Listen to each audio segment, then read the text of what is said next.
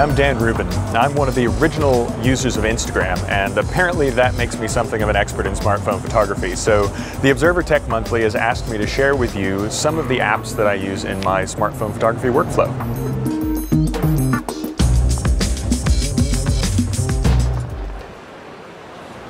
One thing a lot of people don't think is possible with smartphones are long exposures. And one of my favorite apps for long exposures is AverageCam Pro.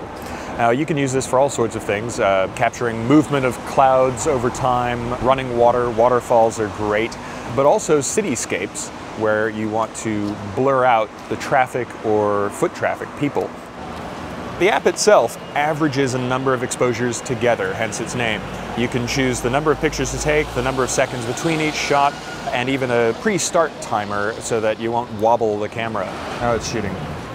Now you definitely want to use either a tripod and adapter like the Glyph, or just find somewhere to rest your camera where it won't move for the length of that exposure. Long exposures are definitely a great way to add some unexpected flair to your work when shooting with smartphones. I'll have you do one looking that way and one looking that way. Most of the time I shoot using the default camera app on the device. But for times when I need a little bit more control over the exposure, ViscoCam has a great feature on iOS that allows you to split the focus and exposure. So by tapping with 2 fingers, I can focus on the building in the foreground and actually drag the exposure target around and watch as the exposure changes. And I think that's about right.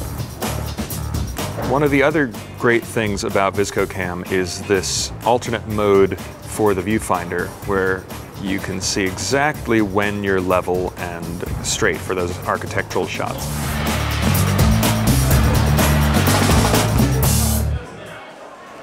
Most smartphones aren't always great at capturing subjects in very low light. A little app called Cortex Cam allows you to average out all of that noise handheld and not only create a sharper, crisper image without any of that noise in the shadows, but also create a larger image, a 12 megapixel image instead of the regular 8 megapixel image. Even on my iPhone 4S, it creates this sharp, higher resolution image. When you look at them side by side, both the detail and also the smoothness of both the shadows and the highlights is much, much better in the Cortex Cam image. So we've taken a bunch of shots now, and it's time to look at how we might be able to improve some of them. Now, one of the first things that we're going to look at is an app called Touch Retouch. Because a lot of the time, you might have some element of your image that you don't really want there, and Touch Retouch is an amazing little app that's capable of removing those things. The way Touch Retouch works is you can mask out the element that you want to remove, which we'll do by just drawing with this paintbrush mask here, and then you press this play button, and voila, no more BT Tower. Something that you normally would have had to use Photoshop for and spend a lot of time on is done almost instantaneously. It's amazing. For those of you who like to take shots of architecture or anything else that involves a lot of lines that should be parallel, this is an app I've been waiting for personally for a long time. It's called Screwit, and it basically corrects for parallax and lens distortion. So in this case, in a perfect world, these converging lines here on the buildings on the side of the street, they should be parallel and completely vertical. You just move this dial here, and we're done. That's all there is to it.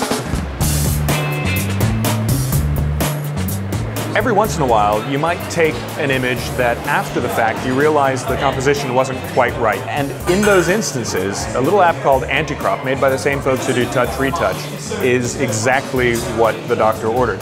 So in this case, we're going to take this image, and I really wanted more sky there. Now I can't go back now and just take that image again. I'd rather just open it up here, set it to a square crop, and in less time than it takes me to actually talk about it, it's painted in the sky and it's done.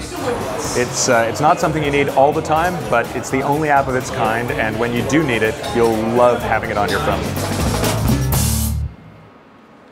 So earlier we looked at ViscoCam for some alternate options when shooting. Now we're going to go back to ViscoCam for post-production and editing.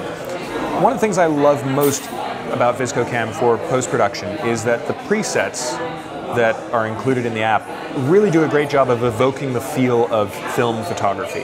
There are a number of black and white and color presets. Some of these are included by default with the free app when you download it. The rest of them are available as in-app purchases. And then the other side of the application are the tools. Contrast, sharpness, cropping, white balance, and even for portraits you can adjust skin tones, which is fantastic. So for this image I'm just going to adjust the exposure a little bit, add a little bit of sharpness here. I'm going to warm up the white balance just a bit to compensate for the gray, miserable London day, and add a little bit of fade here just to crunch the highlights and the shadows. If you tap and hold on the image itself, it's a really quick way to get a before and after view of your edits as you're working on it, so you can always keep track of where you started and where you've finished. Chaining multiple apps together in this way is an example of my own workflow, and it's the best way to take advantage of what these little devices are capable of. Rather than just shooting with the default camera and being content with that image, use all of these apps that are at your disposal to make the absolute best image possible.